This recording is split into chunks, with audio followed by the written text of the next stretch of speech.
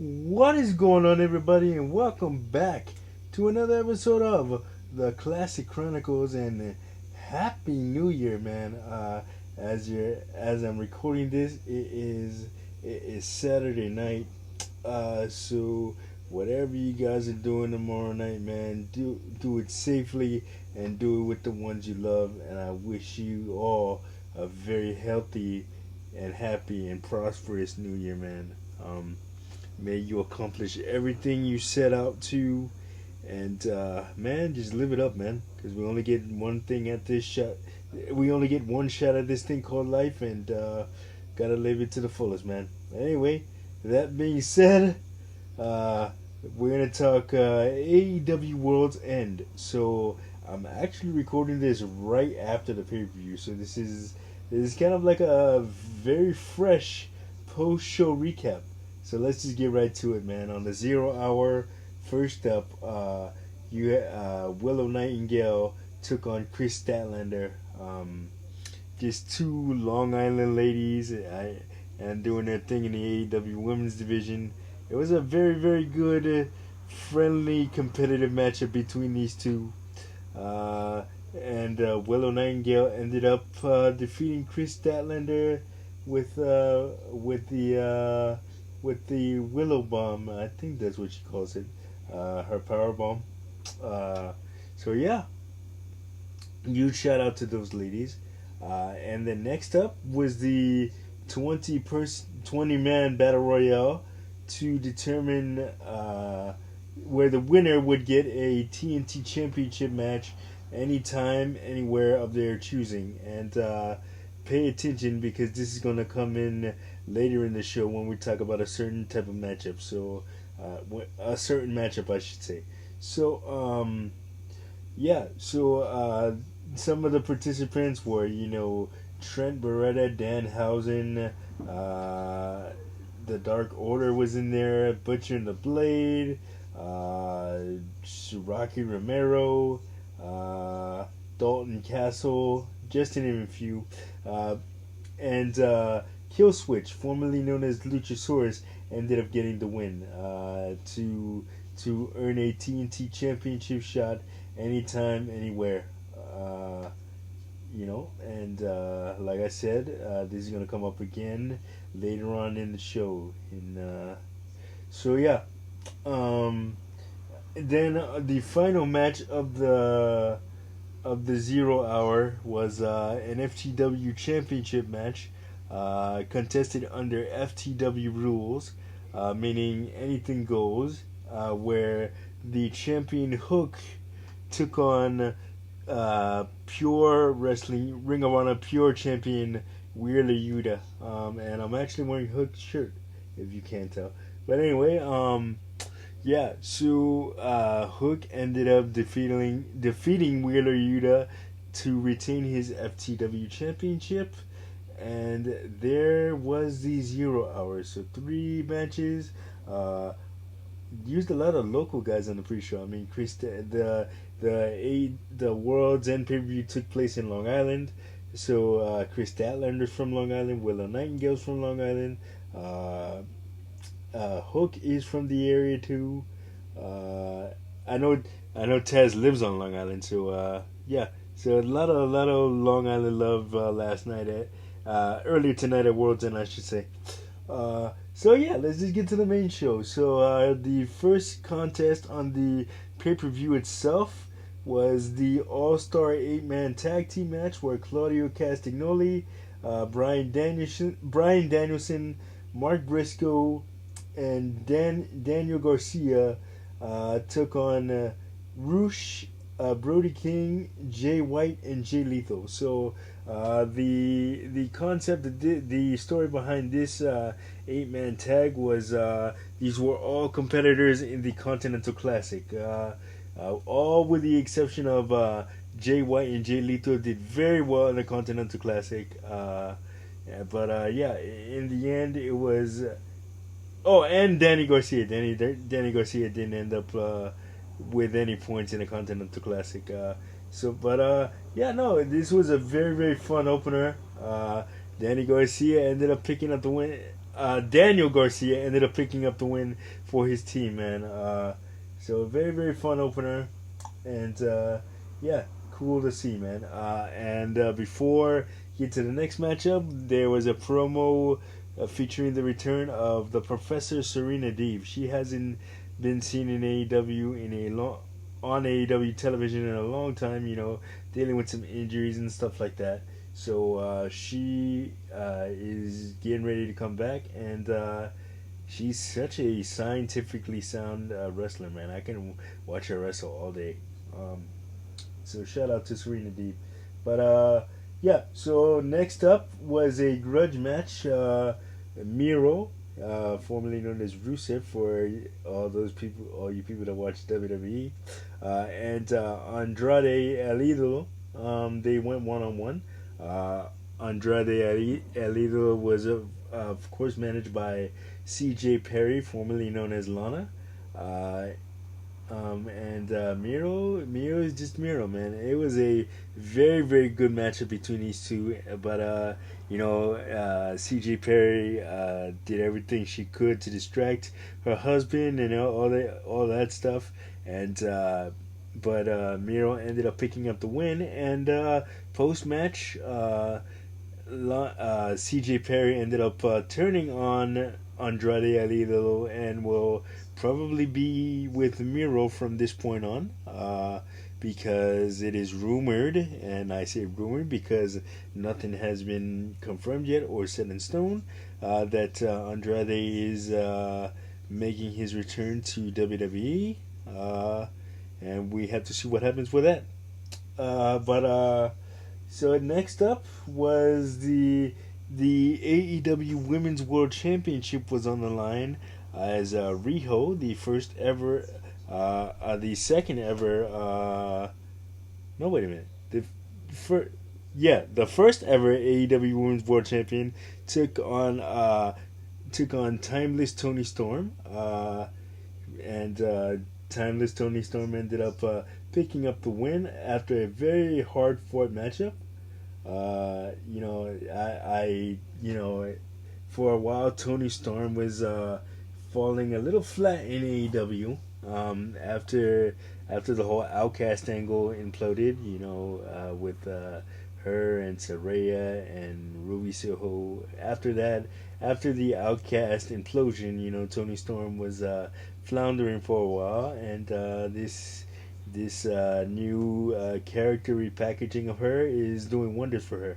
She's a great competitor, and it's cool to see her get a making the most out of her like Marilyn Monroe esque gimmick. And Luther, who's her butler, props to him, man. He's just playing the role. That he was given. One of the unsung heroes of AEW, Luther. He doesn't get talked about a whole lot, but he's had a long career on the independent scene, and it's cool to see him doing his thing on the national level, man. Much respect to Luther, and Riho also. Riho's a great competitor. And next up was a match where it was a match that had to be changed due to injury.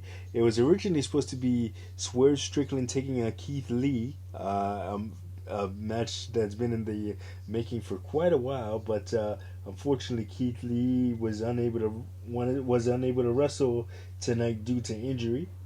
So Keith Lee's tag team partner in Naturally Limitless,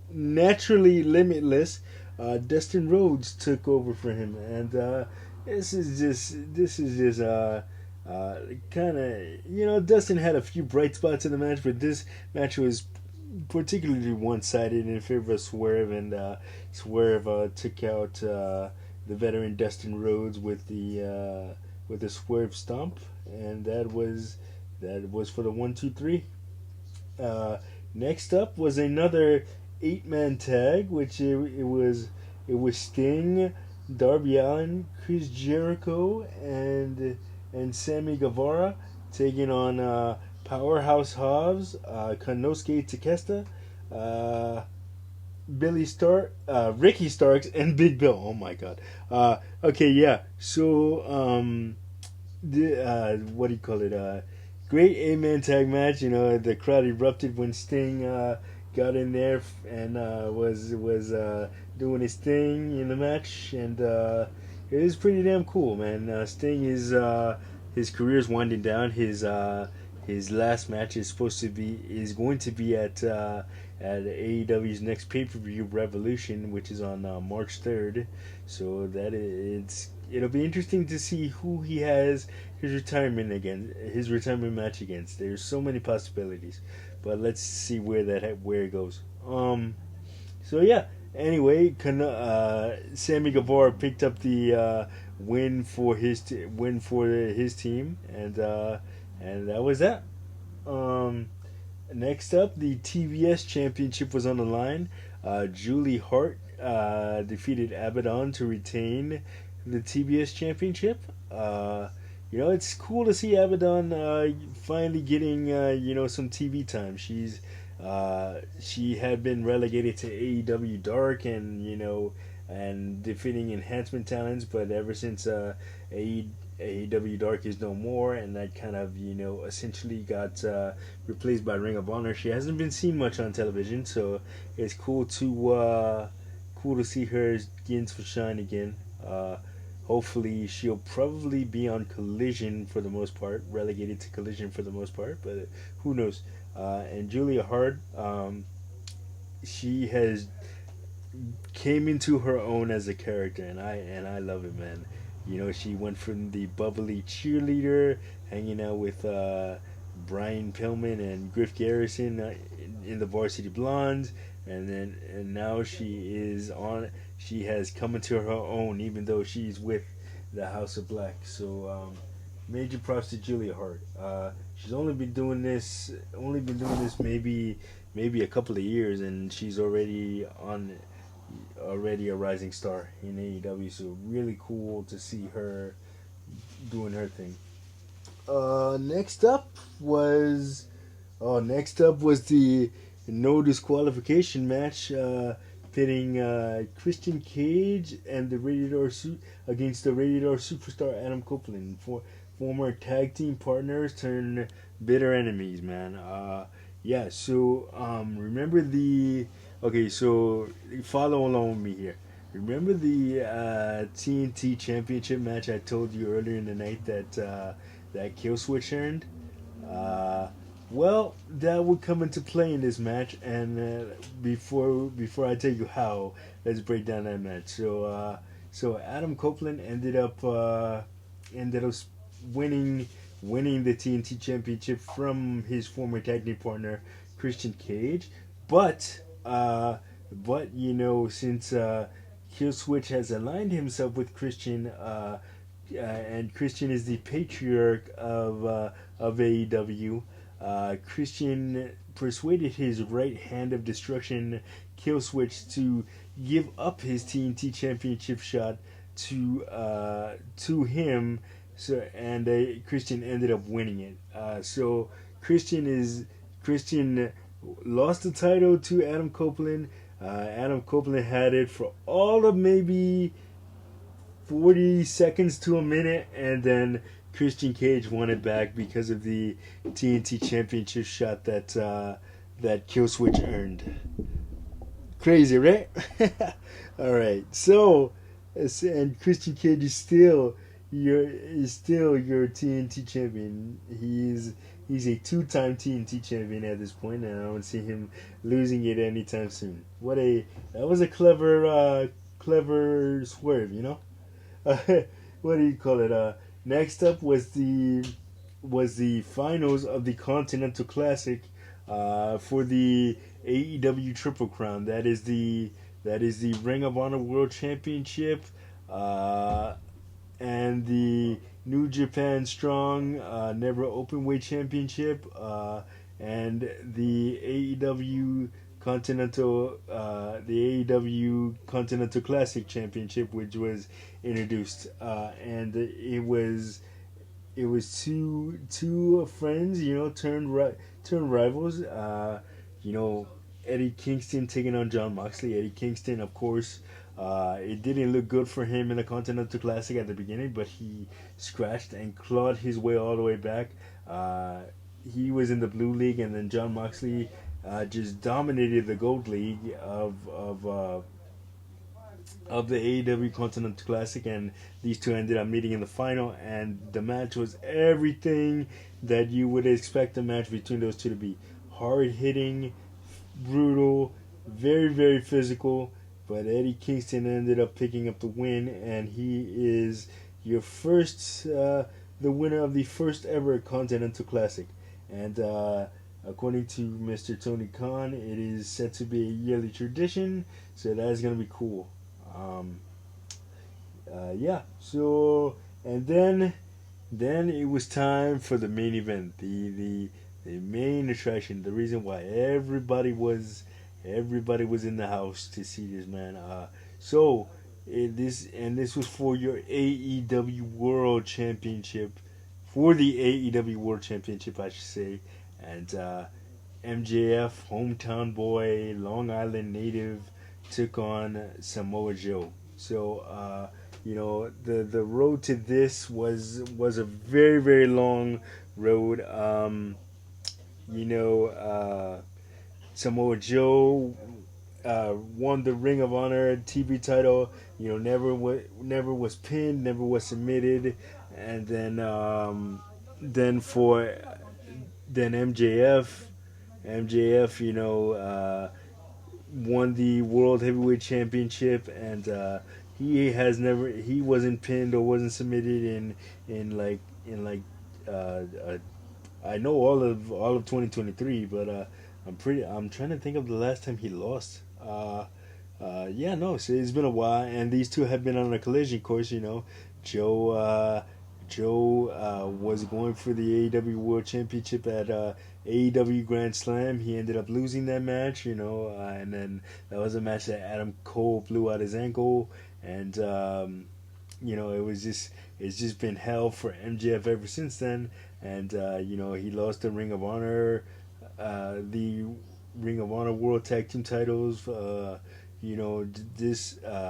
Wednesday before the pay per view, and it was just crazy. So is Joe which prompted the question: is Joe working with then the whole storyline of the devil, and the question is Joe working with the devil? Is Joe the devil? All of that was answered. So MJF went into that match seriously hurt. He was working with a torn labrum in his shoulder, among other injuries. So he went into the world title match banged up, but still managed to deliver one hell of a fight. But in the end, Samoa Joe ended up taking the world champion. Is the new AEW world champion, man. Won by submission. And at the end of the pay per view, it was revealed that Adam Cole was the devil, man. MJF's longtime partner and friend, Adam Cole, turned on him, and now he's the devil, and his henchmen are another former MJF associate, Wardlow, and the Kingdom, and Roderick Strong. So the Kingdom is Matt Taven and Mike Bennett, and then another one of Adam Cole's friends, Roderick Strong. Dating all the way back to their Ring of Honor days, and they were in WWE together too. So yeah, man, that was it. That was the end of World's End, man. What a way for wild year, not just in AEW, but in professional wrestling as a whole. 2023 to end, man. Yeah, so it wasn't a bad show, but it wasn't. And the pay per view was actually under a little bit under 5 hours. It's like 4 hours and 45 minutes. So we're getting better on time, but yeah, no, AEW always seems to deliver on pay per view. It was not a bad pay per view at all, and yeah, check out the replay of World's End anytime, anytime on Bleacher Report. If you bought it, you can check it out or find some way to get it. It's well worth checking out. But anyway, that is gonna do it for this episode of the Classic Chronicles. Like, subscribe, share. Don't forget to hit that notification button so you don't miss a video. And I will see you guys on the next one. Peace.